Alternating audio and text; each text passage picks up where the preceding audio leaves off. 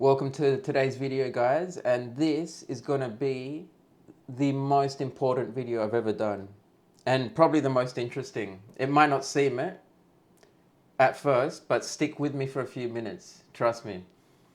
And it's not just going to be some boring investor video, although you're going to get some good knowledge here, but I'm dropping some real juice today, guys.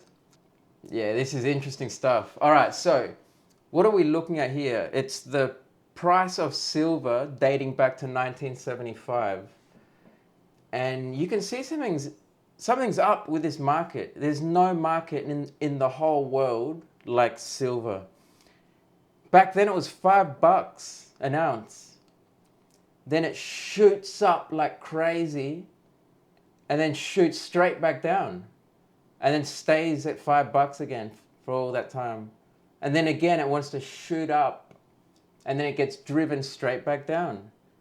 And it looks like now it's wanting to shoot up, isn't it? That's the latest. So where my mouse is now is like today. So you can see a trend again. But let's figure out what is going on with this market. And I'm telling you, it's just pure corruption is what it is.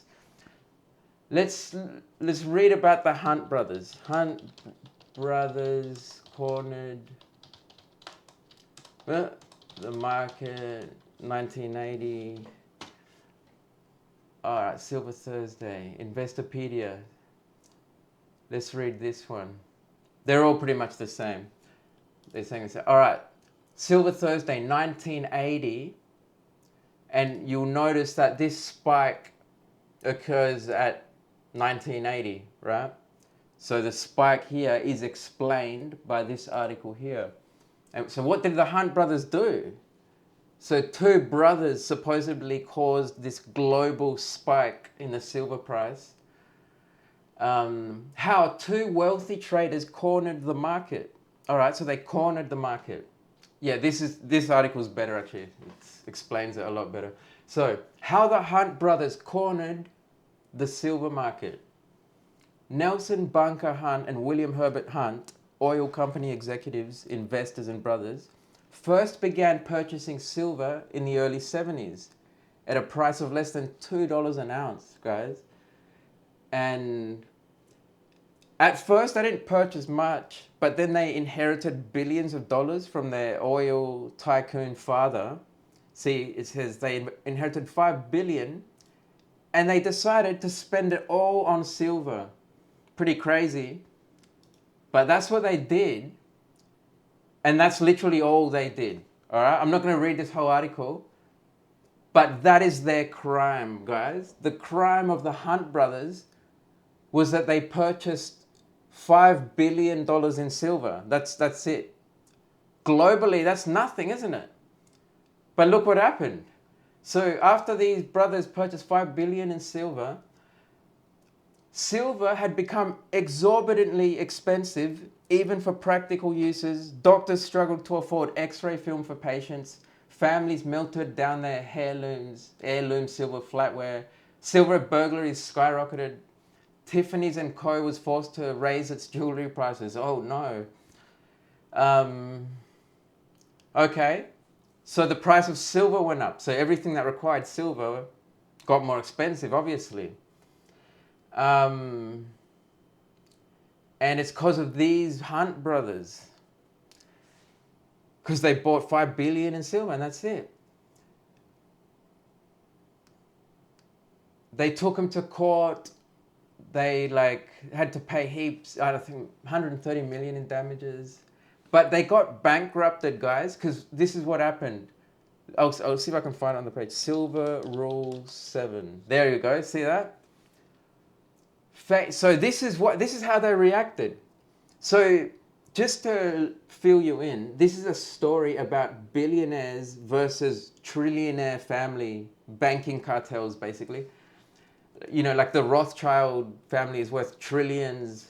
They control most of global banking alone. There's other families like the Rockefellers, the Morgans, you know, from JP Morgan. They control most of global banking alone. There's other families like the Rockefellers, the Morgans, you know, from JP Morgan. There's other families like the Rockefellers, the Morgans, you know, from JP Morgan. they've got trillions basically, and these two brothers only had 5 billion, which is pocket change for the top guys. All right, it's pocket change. 5 billion is nothing. It's like most major companies make like 5 billion a week in profit, a week, and 5 billion was the Hunt brothers' entire fortune. And intelligently, they decided to spend it on something that's worth something, instead of just having all this money as paper currency or just on a computer somewhere as a number, which could just get deleted any day. And they realized this, so they bought up all this silver, just 5 billion, right? And look what happened to the price of silver. It went up. It went from $5 to 50. So it went up 1,000%. Thanks to two measly investors buying 5 billion. This is bonkers. I mean, it keeps going, it gets weirder. But this alone should tell you that silver is what you want. That's what you want to hold. And it's cheap now. I mean, it's like, it was cheaper back then, but it's still pretty damn cheap compared to where it could go. And I'll explain why. And I'll tell you now, it could go to 100,000 an ounce. Economically, that is totally viable. And look where it is now, guys. It's at $35, and I'm telling you, it could go to 100,000. I'm not saying it will, but that's where it could easily go if supplies get low. And you're going to see why. You'll understand why in a second. And I'll explain why gold is junk. Gold, compared to silver, gold is trash. And I'll explain that. It all relates. So, but then you might ask yourself, so how did they get the price down? Well, it was Silver Rule 7. Silver Rule 7 basically said that you can't buy any more silver as an investor. They stopped the Hunt brothers from buying more silver. They stopped all investors from buying any significant amounts of silver, physical silver. They don't mind you buying paper silver, just a piece of paper saying you own this. But physical silver, they don't want you to have it. They want to get it all up. They want to use it all up for themselves. And when you find out what they're using it on, it's going to trip you out. And there's no denying that's what's happening. You'll see why. About 10 minutes later, you're going to see the most trippy thing you've ever seen, probably. What are they doing with this silver? Why do they want all this silver for themselves? Yeah, so COMEX is this, it's a private corporation that basically controls the silver market. Like, it's crazy. They just made this rule, Silver Rule 7, you can't buy more silver. We want to hold it all, right? See, they make it cheap. They bring down the price. But then if you want to buy it, you can't, because they won't let you, see? Do you see what's going on? So why is silver, why is it so valuable to them? Okay, before I actually get into that, let's talk about this second spike. Why did this occur? In 2011, the USA, the United States of America, was reaching the federal limit of their debt, right? And it was becoming a big thing on the news. And it was basically public perception that caused this, because people thought the American dollar was going to crash. So they started buying silver. Not much though. Most people buy gold, but you had all these preppers and stuff. And combined, they bought about, a few $1 billion worth of silver, just like the Hunt brothers did. And that little amount of uptick in investment sent it up, skyrocketing again, right? Same thing, they brought it back down artificially, right? But it's going to get to a point where they won't be able to do that anymore. And you're going to see why. Hold on a second, I'm going to charge this. See, I'm like on this mic. And I want to make sure I don't run out of battery mid-video. So yeah, plug that thing in. All right, so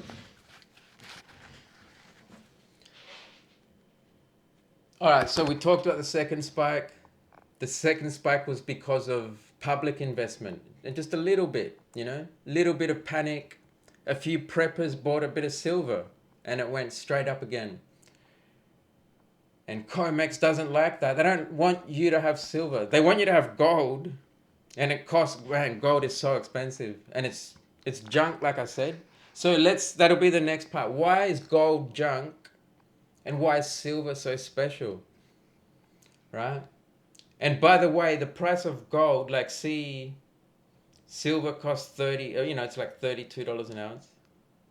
Gold is like freaking 2,500 an ounce or something. 2,600, I think. So it costs way more and it's useless. And why is it useless? All right, well, let's talk a bit about that. Gold is only 10% of the gold that gets mined globally is actually used in industry. The rest of the gold just goes to rich people so they can stare at it and go, ooh, look at that, shiny. And that's it. That's its main use, is just a fashion piece, basically. No use, basically.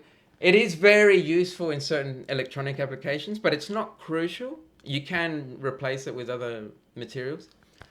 Whereas silver is crucial in 10,000 different industries. It's only second to oil in terms of versatility. So you've got that.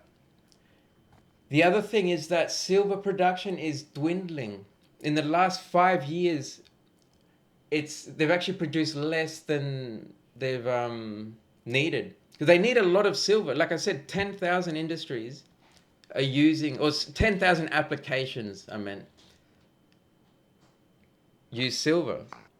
And amongst them applications, you've got solar, and each solar panel uses like 20 grams of silver, so nearly a whole ounce. And what's the other? Oh yeah, electric vehicles. I think it's I don't know if it's the battery, but I know electric vehicles use a lot of silver. Too much. They use too much silver, and I'll tell you why in a sec. Because what I believe is supplies are dwindling, and this might give you a clue as to why supply is dwindling. Well, look at this, guys, and this is something that they don't want too many people to know about this. I don't believe so. Let's just see, what is it? All right.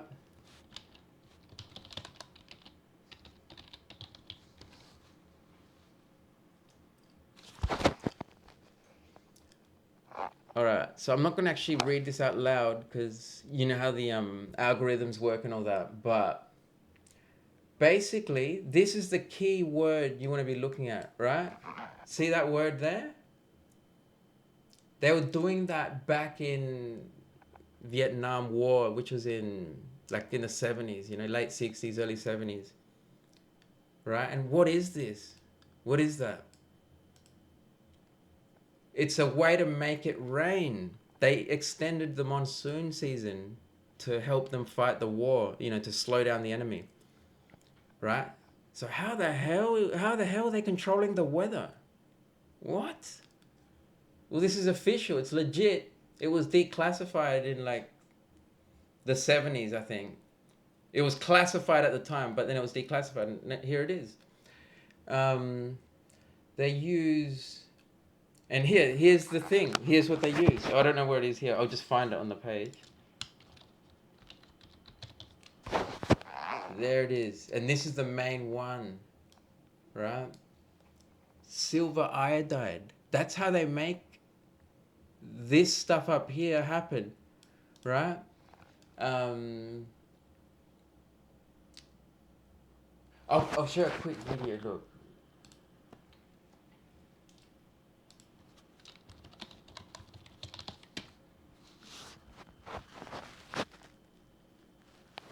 Here you go. This is from mainstream. The UAE is one of the driest countries on Earth, with an annual rainfall of roughly 120 millimeters. As a result, it has to get creative when it comes to finding solutions for water. In the early 2000s, the UAE started performing regular cloud seeding operations. Cloud seeding is the process of increasing the amount of rain produced from clouds. Some of these clouds, So you saw Started performing they're dumping stuff out of an airplane, right? and they were doing it in the 70s, right? To make it rain in a whole country. How much do you think they were using?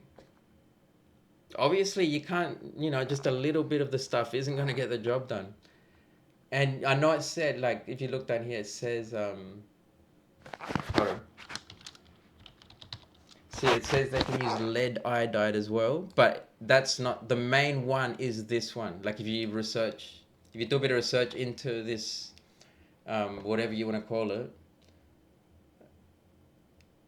this practice, that's what they need a lot of. Lead iodide doesn't really get it done.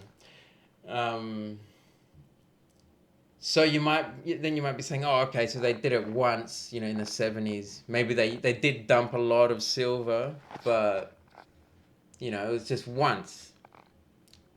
They didn't stop, guys. Look.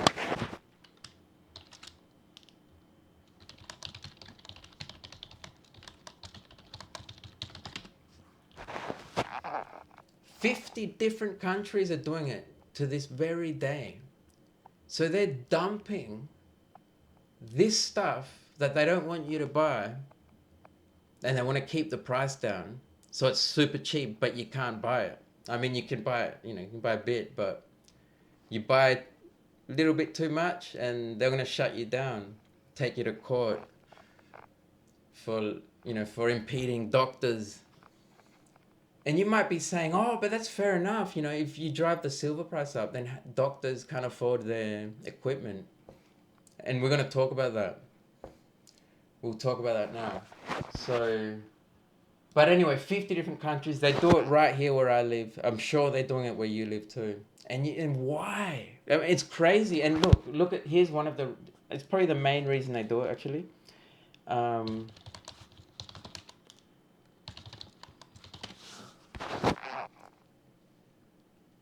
Reduces air pollution. See, they say that by dumping all that stuff, silver iodide, they're reducing air pollution, right? And it's true, because when it rains, it pulls pollution out of the air, and then it dumps it on top of the people, the soil, and then that pollution just gets replaced.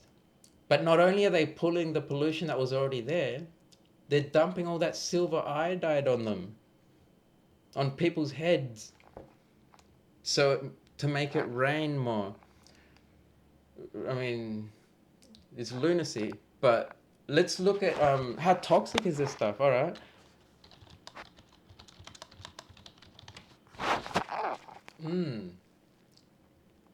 Oh, okay. It says no. That's weird. That's so weird. Because you mixed information there.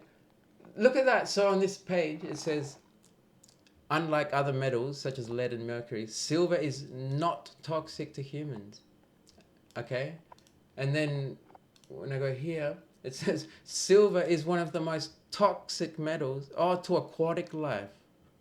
That's weird, isn't it? So it's super toxic to aquatic life, but not to humans at all.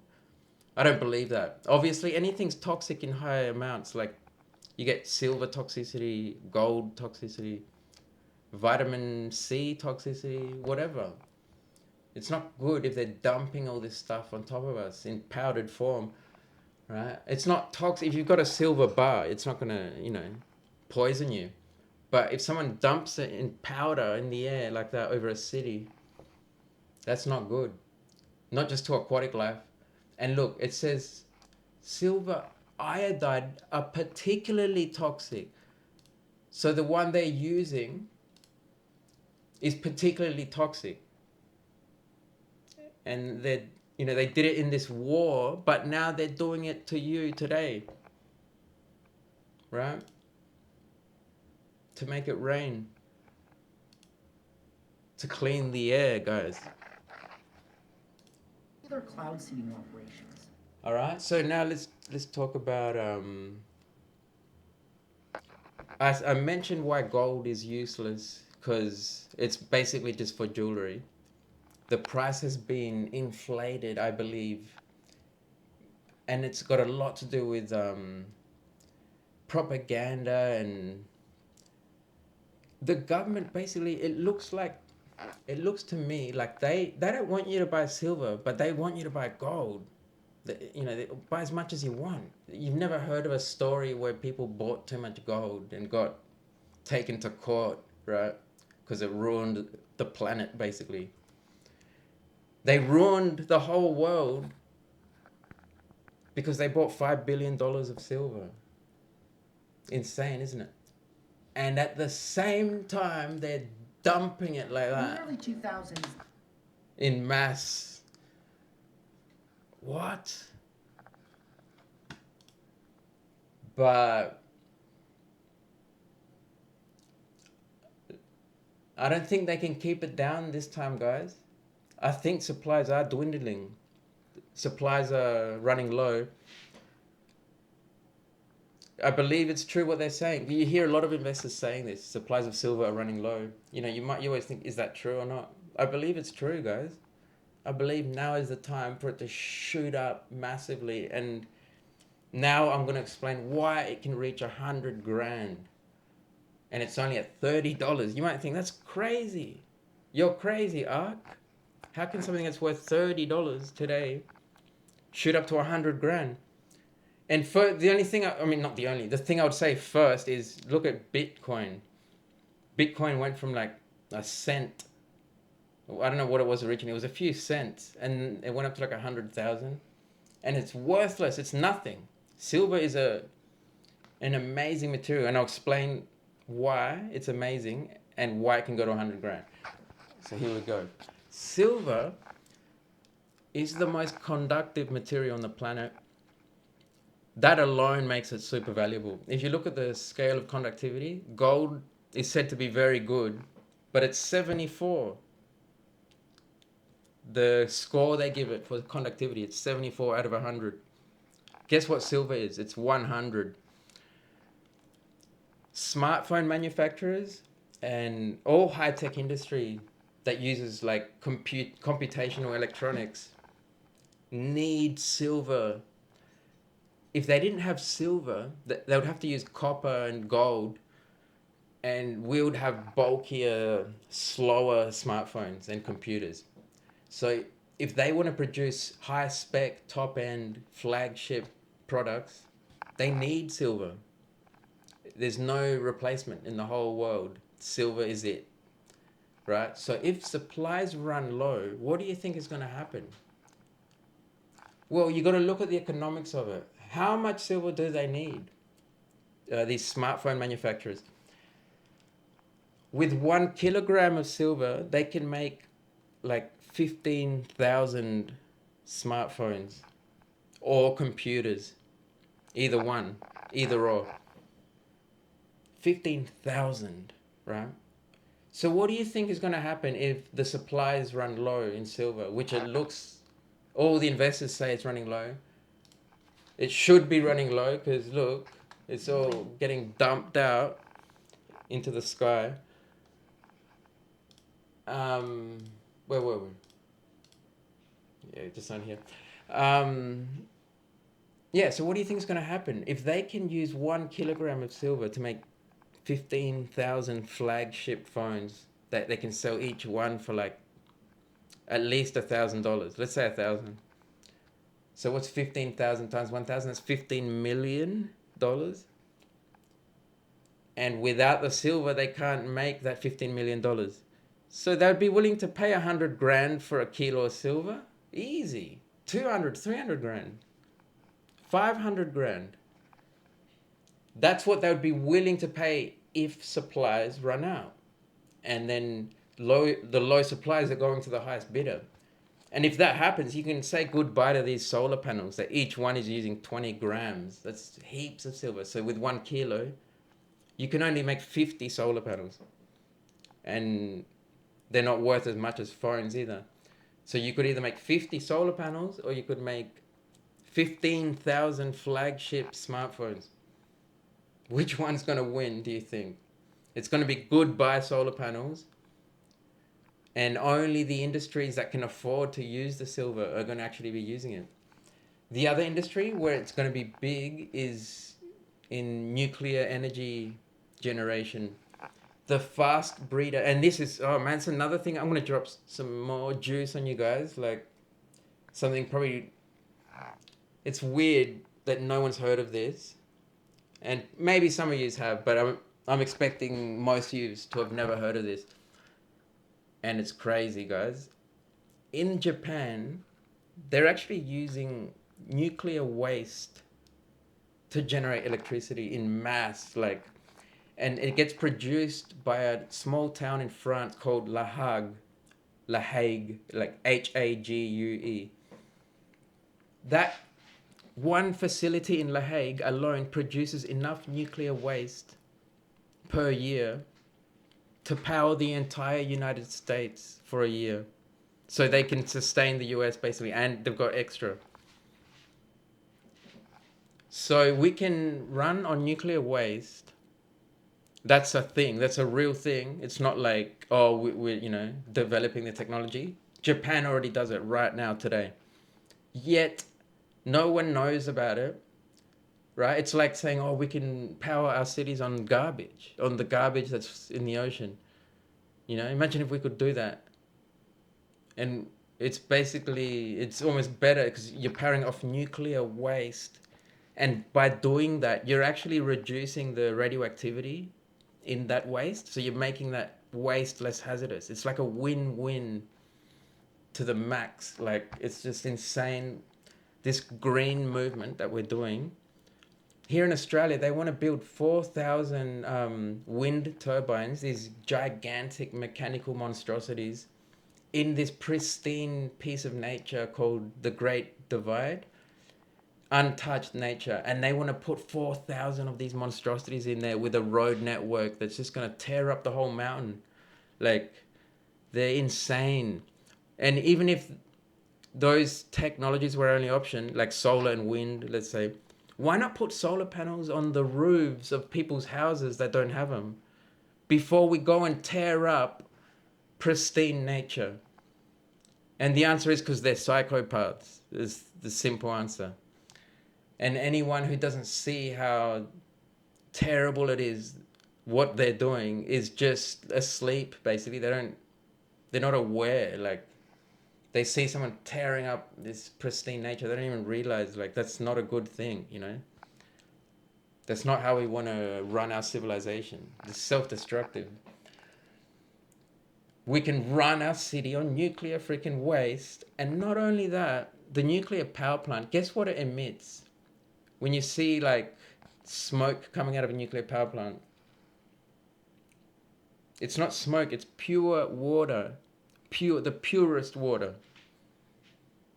And that's it. So you've got this nuclear, like, say if you had it in your city, no pollution. Just this nuclear, you're running on nuclear waste, and then once that's done, it's less harmful, and you can just contain it in these containers that are, like, indestructible. I've seen the tests. They, like, crash a train into it against a wall, like the most solid wall, and it still doesn't break open. These things are foolproof. And the amount of nuclear waste you use, if you run your life on nuclear waste, on standard uranium-235, so, like, before it becomes waste, 5 years worth of electricity for I'm going to turn the screen dark. 5 years worth of electricity in the developed world will produce 1 gram of waste. So 5 years of your day-to-day life, and you've only produced 1 gram of waste. In your whole lifetime, the amount of waste you'll produce can fit in a Coke can with nuclear energy. And I'm talking about standard nuclear energy. I'm not talking about running off the waste. So even running off standard uranium-235, like, mined out of the ground and then enriched, that's still way better than wind or solar. And running off nuclear waste is, like, the best thing we could possibly do. So, but yeah, I went off on a tangent. What I was trying to get at is that the type of reactor they use for to actually be able to run on nuclear waste, they're called fast breeder reactors. and they cost a bit more. Like a standard nuclear power plant that can generate 1 gigawatt of power, which is enough for like a 1 million a person city, a city with 1 million people. That cost about $1.5 billion to manufacture. A fast breeder one costs about double. So it costs more, but you can run it off nuclear waste. So of course it's worth doing. And the thing about them though is that they need a lot of silver, about 500 kilograms, just for one build. To build 1 gigawatt nuclear power plant, you need 500 kilos of silver. So let's think about the economics of that. Let's say silver did shoot up to $1 million a kilo because let's say Samsung just hogged the supply, all for themselves, and the supplies of silver are running low, and it's at $1 million a kilo, and a nuclear power plant needs 500 kilos of the stuff. Is that even economically viable? Well, absolutely, because normally they cost $3 billion at today's silver prices. Because today's silver prices are like nothing. It's like 500 kilos of silver today costs like 500 grand, about $500,000. And for a nuclear power plant, that's pocket change. But if silver did shoot up to $1 million a kilo, then the nuclear power plant would need to invest $500 million on that 500 kilos of silver, wouldn't it? So the price of the build would go from 3 billion to 3.5 billion. Completely viable economically. So that's why I'm saying I can see a world if silver does run low, and then can you imagine if it was running? Just think about it. Samsung, all these high-tech industries that make so much profit, like trillions. These are trillion-dollar companies. And they need silver. There's nothing else out there. It has to be silver or it's nothing. Or they're out of business. They're going to, like I said, $1 million a kilo is well within their budget. And they're still going to make trillions. See what I'm saying? So the lower the supplies run, the more they're willing to pay. And in that world, you're probably going to end up seeing 2 tiers of phones that contain silver and phones that don't. And if you've got a phone that has no silver, it's going to be slower, it's going to be bulkier and less reliable. And if silver did shoot up to those prices, then yeah, they would have to be making some low spec phones with no silver. And then they would also make the flagship with silver. And they don't need much silver. Like I said, with 1 kilo, they can make 15,000 phones. So, and the nuclear industry would also be in on it because they can afford to pay $500 million for their 500 kilos of silver, which is going to run their power plant for 100 years. These power plants they last 100 years. I mean, it's not going to run their power plant. They need uranium or nuclear waste to actually generate power. But that silver is going to form part of that structure that I believe it lasts 100 years. Maybe they need to replace it at some point. I'm not 100% sure, but totally viable economically, it seems. And even if it wasn't too bad, then we just can't have that power plant. I guess it's just going to be Samsung and all that buying the silver to make phones, not just anyone who makes computers or computer equipment, Nvidia, AMD, Intel. They're all going to be willing to pay massive bucks for silver because with a tiny bit of it, they can make so many products that each sell for a lot of money. So that's the world that's my prediction, actually. Like, based on what I see here, it looks like that's what's happening. It looks like they've been trying to bring the price down artificially, and they've just been incessant about it, and now it's just getting out of their hands because if supplies do run low, the price is just going to go up. Like, there wouldn't be any point for them to try and bring it back down.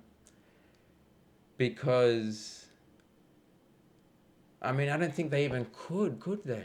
If surprise, how would they bring it down? But anyway, what I see here is they bring it down because, like I said, they want it for themselves.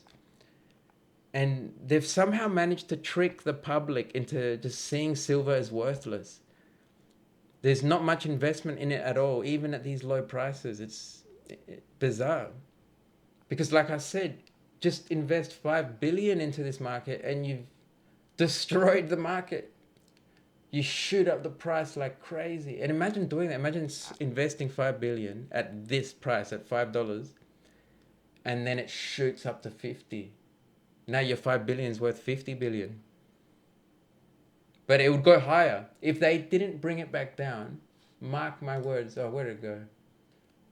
If they didn't artificially bring it back down, mark my words, it would have kept going up. And like I said, it could go up to 100 grand if supplies run low. There's nothing stopping it from going to 100 grand. And the other thing as well is that it's a multi-faceted material, as in it's super useful for industry, crucial for a high-tech civilization. It's just crucial. You can't replace it. And at the same time, it's a precious metal that people see as like a beautiful thing, like gold, you know? Whereas gold is useless. It's just a precious, I mean, it's got some uses, but compared to silver, it's useless. And not only that, silver is rarer than gold, because what happens is they mine more silver than gold per year. That's true. But they consume it all. It gets used up in industry. And they're dumping it out of planes, as you saw. But with gold, they only use 10% in industry. And the rest just goes to jewelry.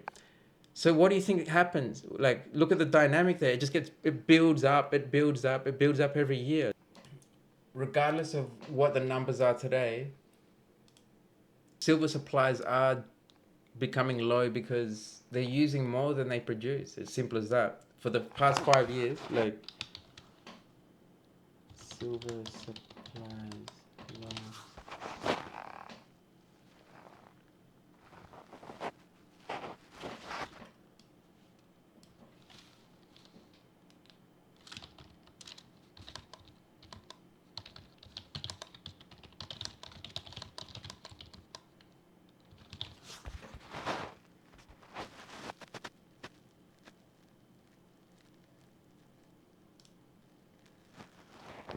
Look at that.